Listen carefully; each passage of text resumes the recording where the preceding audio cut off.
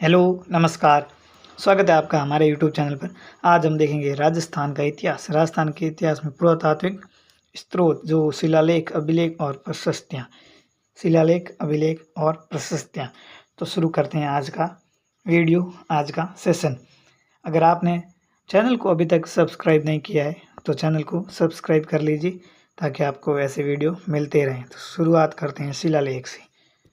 सबसे पहले है शिलालेख। शिलालेख क्या होते हैं ये देखते हैं। शिलालेख क्या होते हैं? शिलालेख सबसे महत्वपूर्ण ऐतिहासिक स्रोत माने जाते हैं क्योंकि ये समसामयिक होते हैं और इनके साथ छेड़छाड़ करना या बदलाव करना संभव नहीं है। शिलालेख को तोड़ नहीं सकते हैं। शिलालेख को तोड़ सकते हैं, इधर उधर डाल सकते हैं, पर इसमें बदलाव नहीं कर सकते हैं। एक बार अगर इस पे ऐसे कुछ लिख दिया तो फिर वो चेंज नहीं होगा, इसमें बदलाव नहीं होगा। शिलालेख में कोई बदलाव नहीं होगा, न वो चेंज होगा न बात। जो लिख दिया वो लिख दिया। बोलते हैं ना पत्थर की लकीर, तो ये पत्थर की लकीर है। एक बार पत्थर पे लिख दिया तो फिर चेंज वगैरह नहीं हो सकता है। जो लिख दिया वो लिख दिया, चेंज नहीं होगा। अगला हमारे पास शिलालेख है बड़ली का स्तंभ लेख। कौन सा? बड़ली का स्तंभ लेख। पहला है बड़ली का स्तंभ लेख। बड़ली का स्तंभ लेख 1443 ईसा पूर्व। कब? ईसा पूर्व 1443 ईसा पूर्व में ये लिखा था। इसकी खोज जो है डॉक्टर जी एच ओझा ने 1912 ईस्वी में की। कब? GS ओझा ने 1912 ईस्वी में की। और ये कहाँ पर मिला? ये मिला है बड़ली गांव, भिलोत माता मंदिर, अजमेर। बड़ली गांव, भिलोत माता मंदिर, अजमेर में मिला है और ये खंडित अवस्था में प्राप्त हुआ है। यह शिलालेख वर्तमान में अजमेर संग्रहालय में रखा हुआ है। ये खंडित अवस्था में प्राप्त हुआ है। कुछ ऐसी घटनाएं वहाँ पर घटित हुई होगी जिससे ये खंडित हो गया, टूट गया होगा, और या फिर उसी तरह बनाया गया हो, तो ये कुछ ऐसा मिलता नहीं है, खंडित अवस्था में मिलता है। ये था बड़ली का स्तंभ लेख। और आगे हमारे पास है घोसुंडी शिलालेख। कौन सा?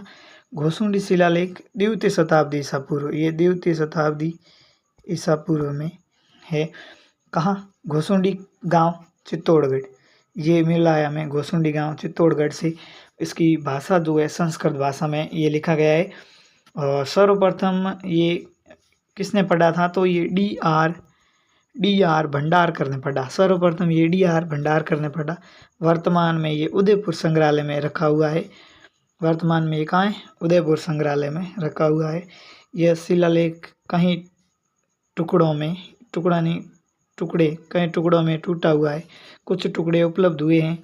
चौहान वंश वासुदेव चौहान से संबंधित जानकारी मिलती है। ये कई टुकड़ों में टूटा हुआ है। इसके बहुत सारे टुकड़े हैं, उनमें से आधे टुकड़े या कुछ टुकड़े उपलब्ध हुए हैं, मिले हैं, बाकी वाले तो नहीं मिले हैं, अभी तक मिले नहीं इसके। और चौहान वंश व वासुदेव चौहान से संबंधित जानकारी इस शिलालेख में मिलती है। अगला शिलालेख है हमारे पास बसंतगढ़ शिलालेख। कौन सा? तीसरे नंबर पे हम शिलालेख देख रहे हैं वो बसंतगढ़ शिलालेख है। बसंतगढ़ शिलालेख 625 ईस्वी में। कब? 625 ईस्वी में लिखा गया है। कहाँ पर है ये?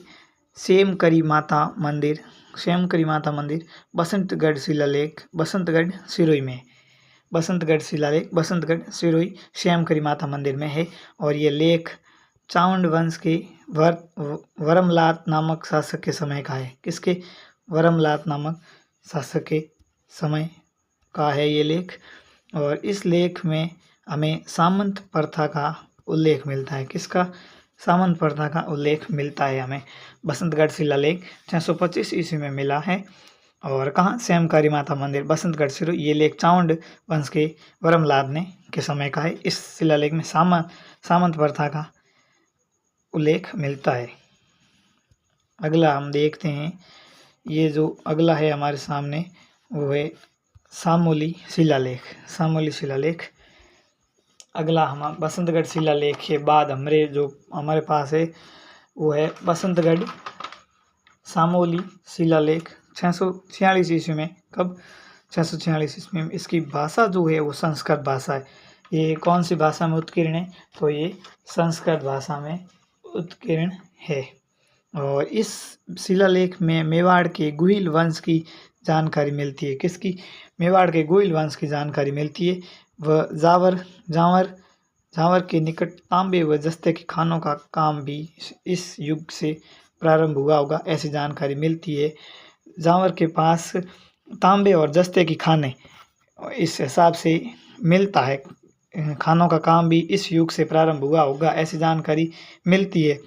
परमानेंट ऐसा फिक्स नहीं है कि हुआ ही हुआ है, हुआ होगा, ऐसी जानकारी मिलती है।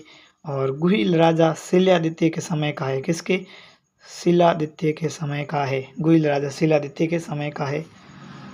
और अभी अगला हमारे पास जो है वो है अपराजित का शिलालेख। किसका? अपराजित का शिलालेख है। अपराजित का शिलालेख 500 जो हम पढ़ेंगे, अपराजित का शिलालेख है जो 661 ईस्वी। कब? 661 ईस्वी में। कहाँ? कुंडेश्वर महादेव मंदिर नागदा उदयपुर में मिला। ये कहाँ मिला है?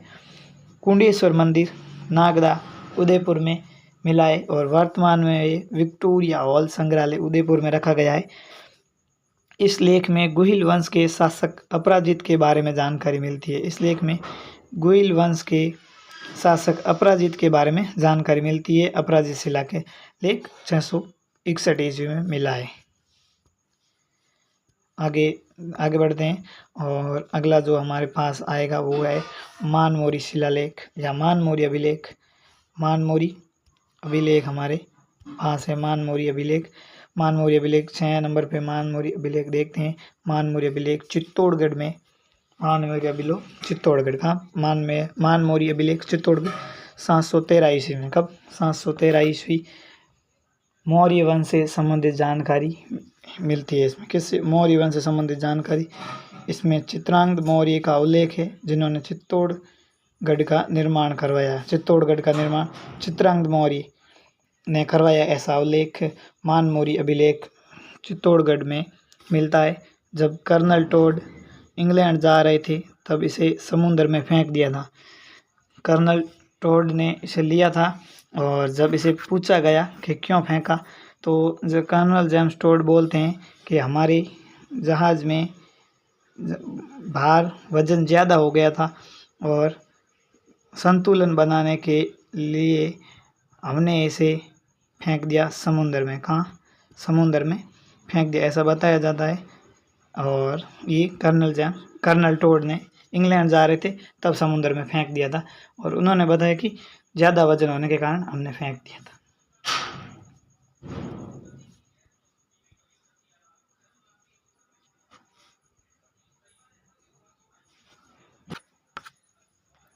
अगला हमारे सामने है 7वां बुचकला शिलालेख 815 ईस्वी। कब? 815 ईस्वी। कहाँ?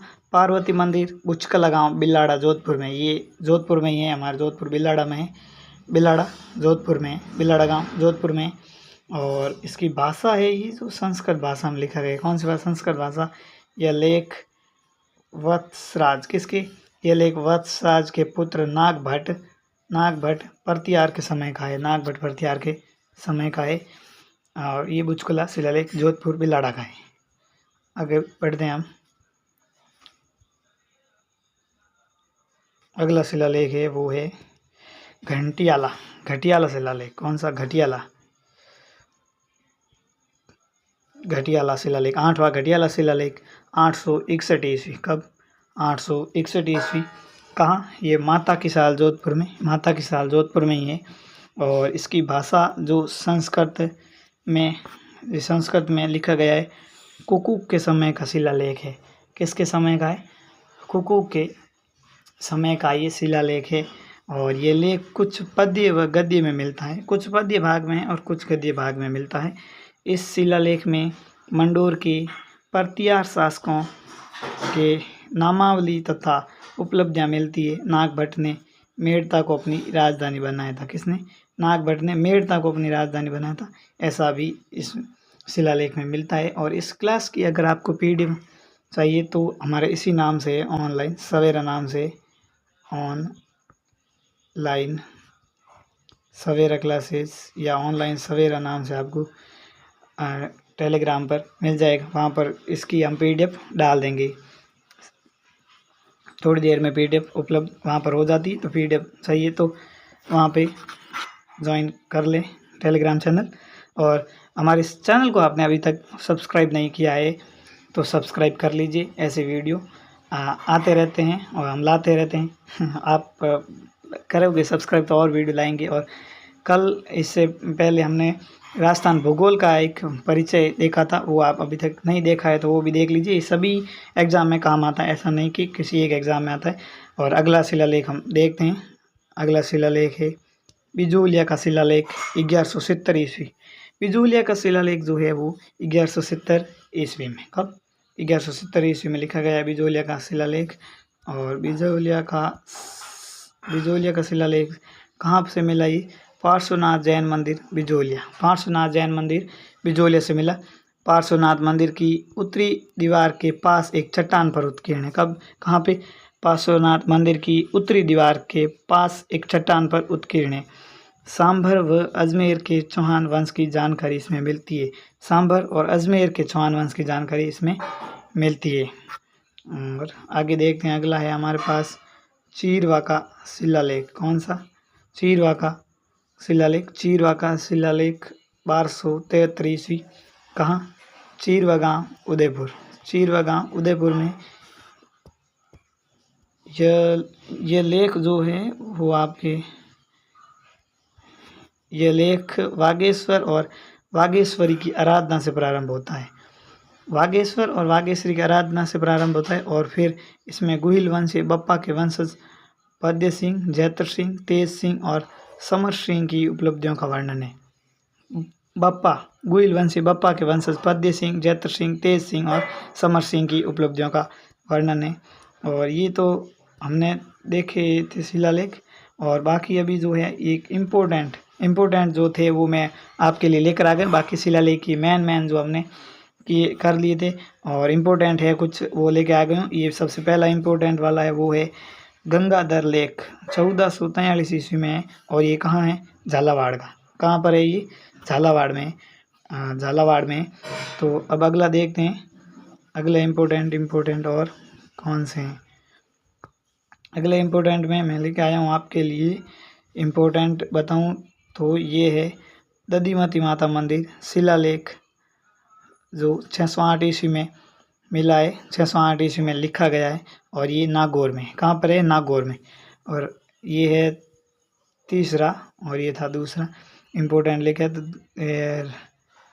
ये तीसरा राजौरगढ़ अभिलेख 960 ईस्वी। कब? 960 ईस्वी। और ये अलवर में। कहाँ पे? अलवर में। अगला देखते हैं। अगला है राठौड़ बींदा की छतरी। कौन सा है? राठौड़ बींदा की छतरी का लेख जो लिखा है वो 1540 ईस्वी में लिखा गया है। और ये राजसमंद में है। अगला कौन सा है हमारे पास? अगला है